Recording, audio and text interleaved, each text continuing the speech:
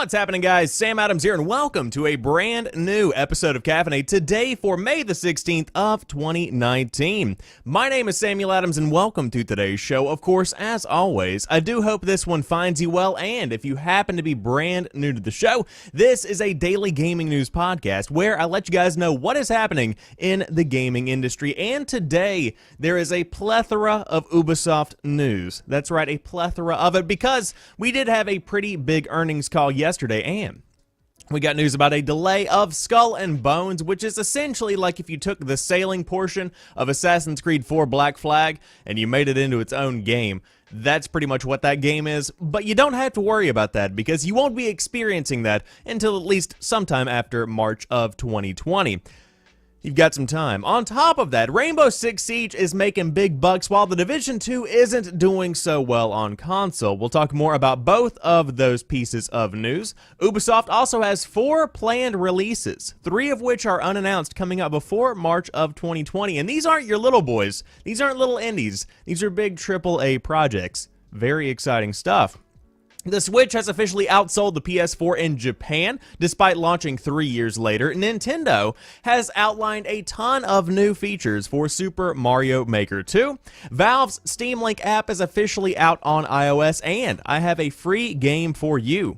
Not coming from me, but coming from Nintendo, sort of in a roundabout way. But that is our lineup of news for the day. Of course, I hope you enjoy today's show, and without further ado, let's go ahead and dive into today's top stories.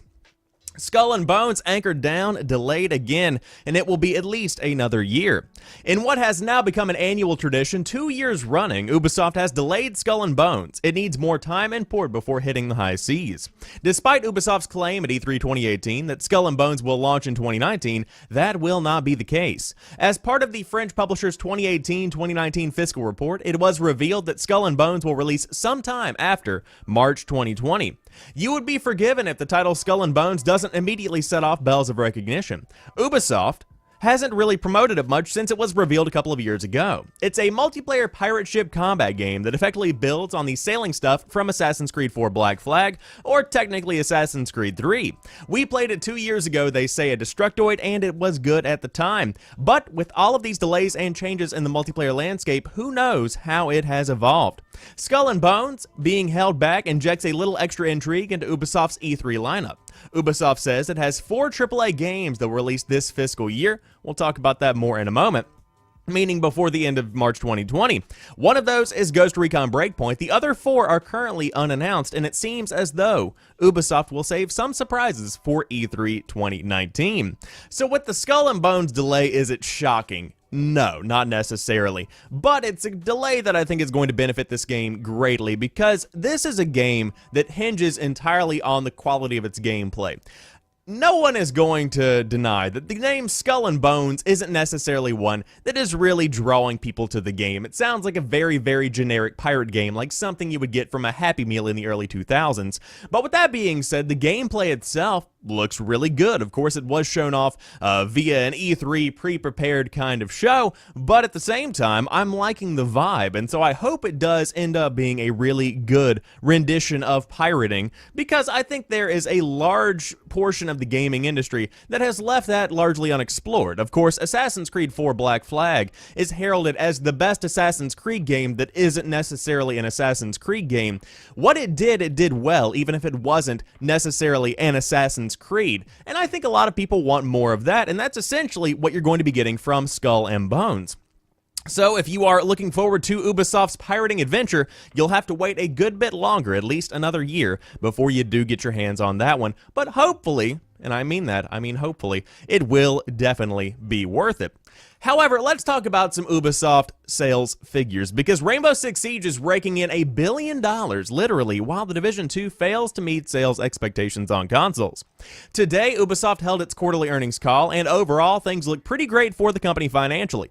The publisher reports that 2018 was its strongest year ever, supported by its service games, as well as mostly strong release sales. Overall, Ubisoft brought in over $2.27 billion, a 17% increase over the previous year. A big bulletin mentioned in the report was Rainbow Six Siege, shown bringing in over $8 billion for the company since its launch back in 2015. Not bad for a game that many doubted thanks to its rough launch. Far Cry 5 is also the biggest selling game for Ubisoft's current generational titles. The publisher also made sure to call out its engagement numbers, pointing to Siege's audience of 45 million players, a 40% increase since last year. However, on the less rosy side of things, the Division 2 console sales didn't meet expectations, but it's doing okay on PC. We're just going to roll right into the next story and bundle these two together. The Division 2 boosted Ubisoft's fourth quarter fiscal year, but not as highly as the publisher expected. During its earnings call reveal for fiscal year 2019, Ubisoft touched on The Division 2, its biggest release in the fourth quarter. According to the publisher, the game underperformed on PS4 and Xbox One while selling in line with the original on PC.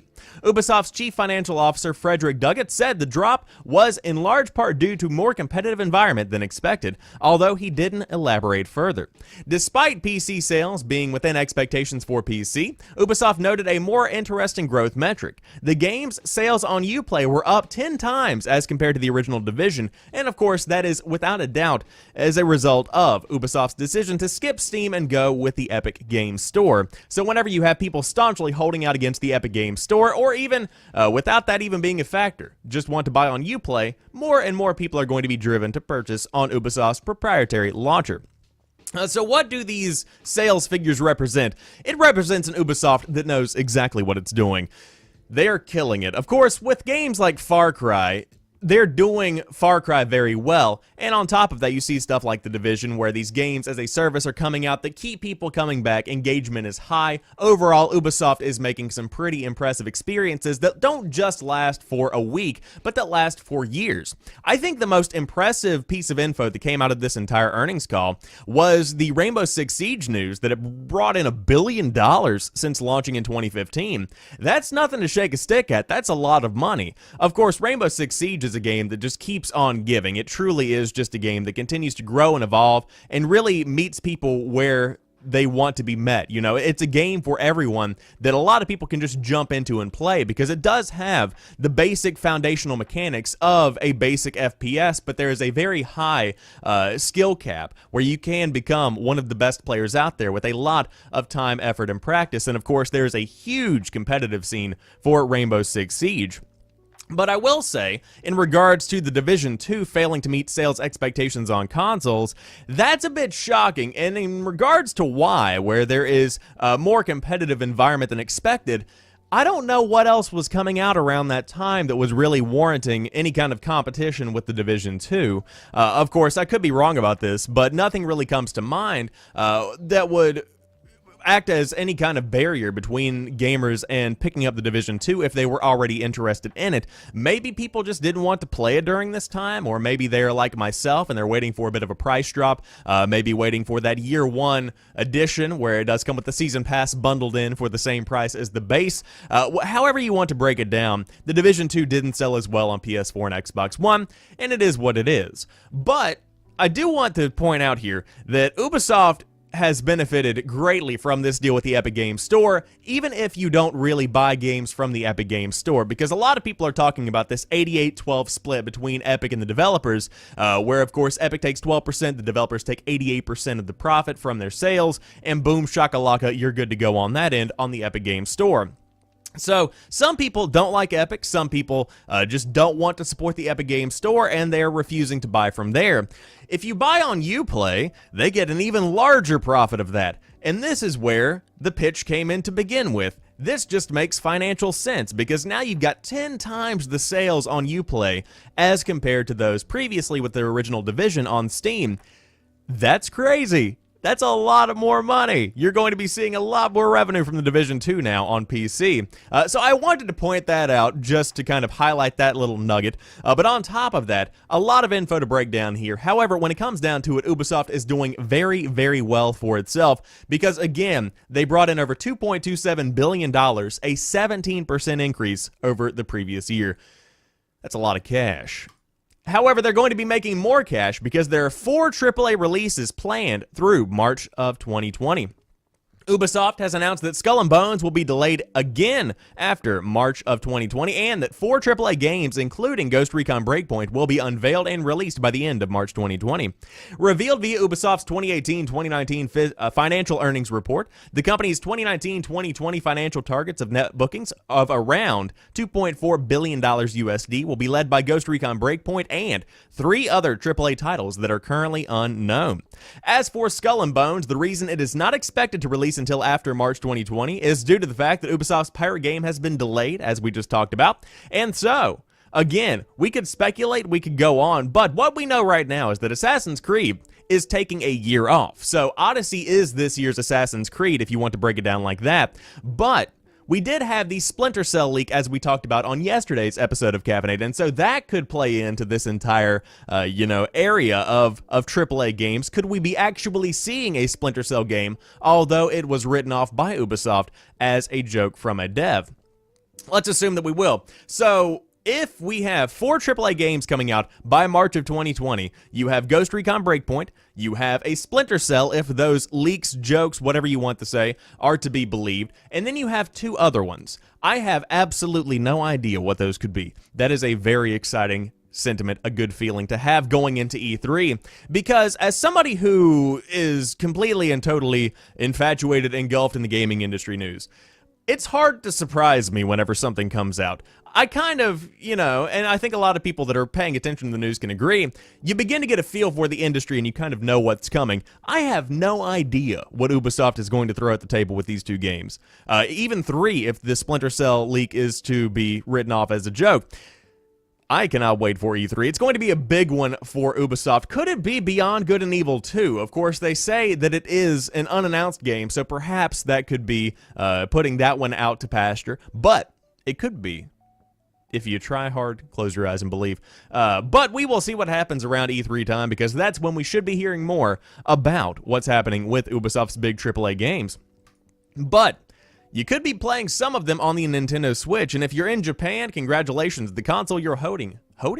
The console you're holding. The console you're holding broke a record because the Switch has outsold the PS4 in Japan despite launching 3 years later. In just over 2 years, the Nintendo Switch has sold 8,125,637 units in Japan, according to the latest sales figures reported by Famitsu. That puts it above the current lifetime total of 8,077,756 for the PS4. That's especially notable given how much longer the PS4 has been around. The latest PlayStation launched on February 22nd, 2014 in Japan, just over 36 months prior to the Switch, when it came out on March 3rd, 2017 worldwide.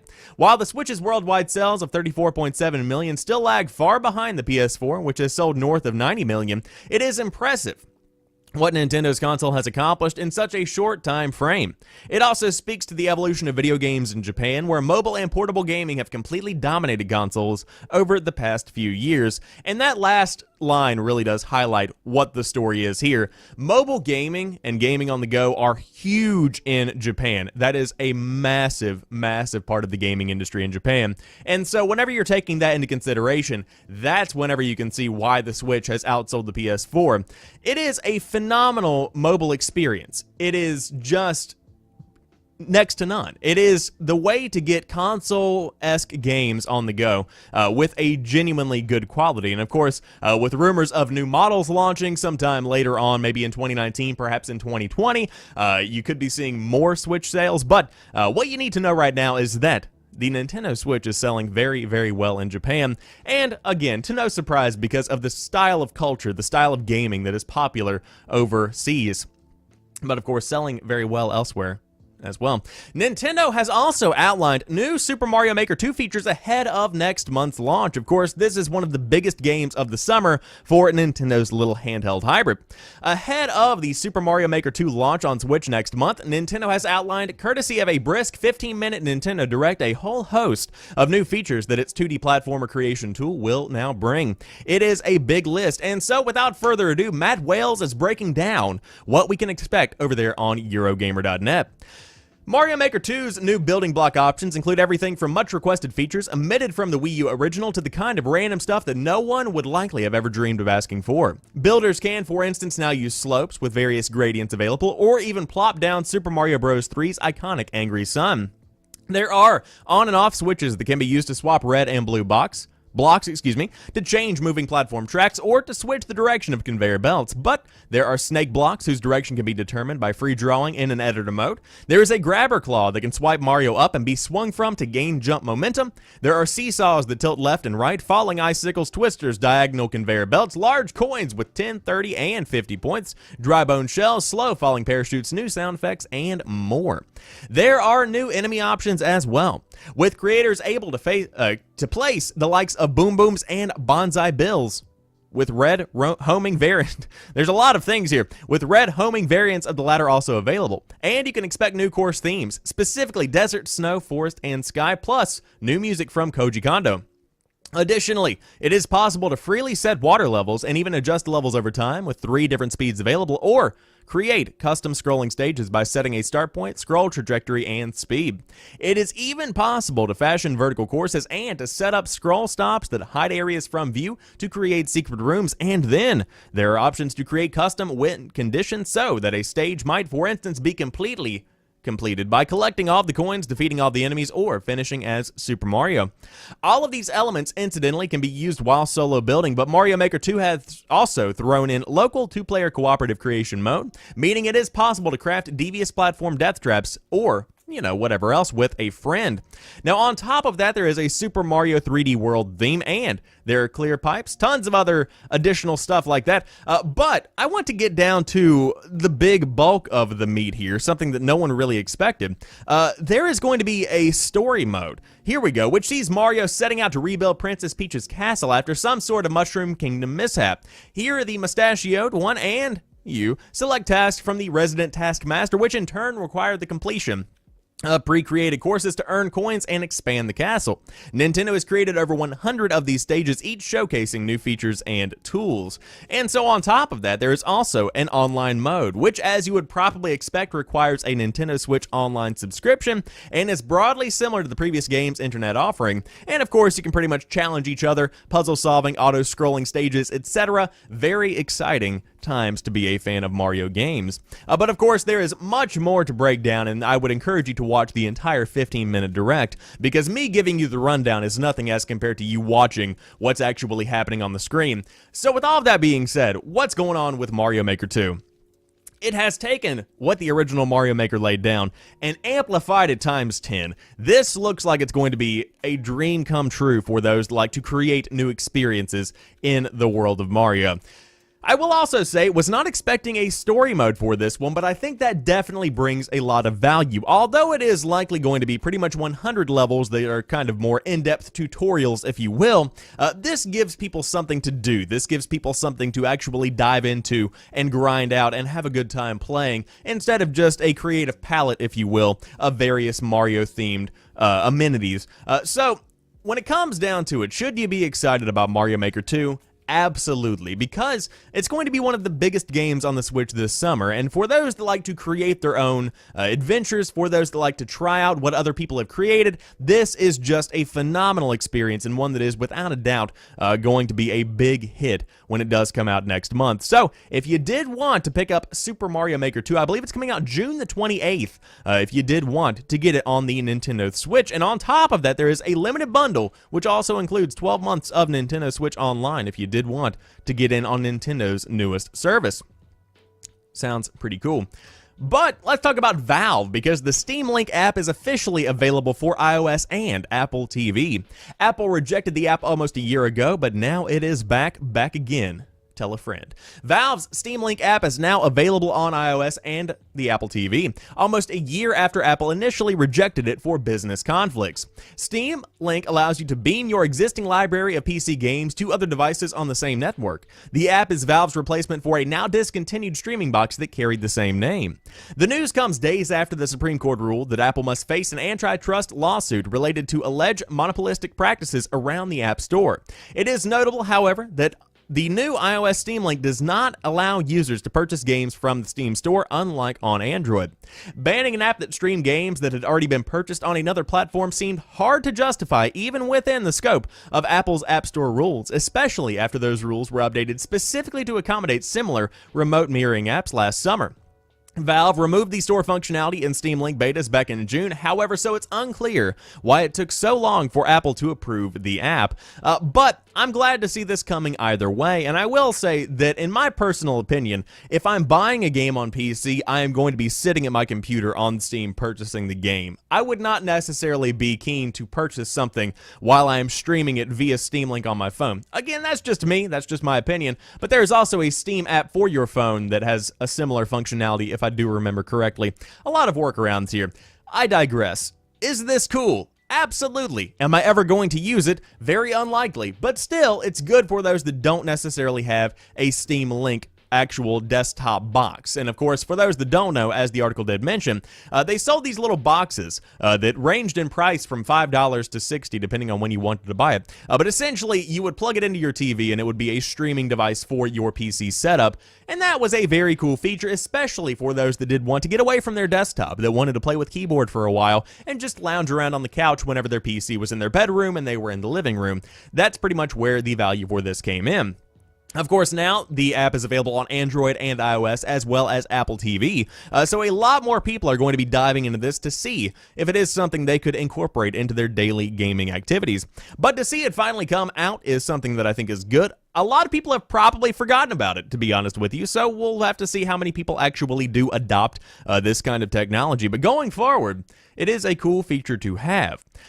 But to round out today's episode, we've got a free Pokemon beat-em-up mobile title that is being released, and it's out right now. A new free Pokemon mobile title has unexpectedly materialized called Pokemon Rumble Rush. The game is available for Android and iOS smartphones starting today, and players will discover and explore islands containing numerous Pokemon to defeat, collect, and power up. Each island has its own super boss, and combing the island's net rewards such as a hidden stage and legendary and mythical Pokemon.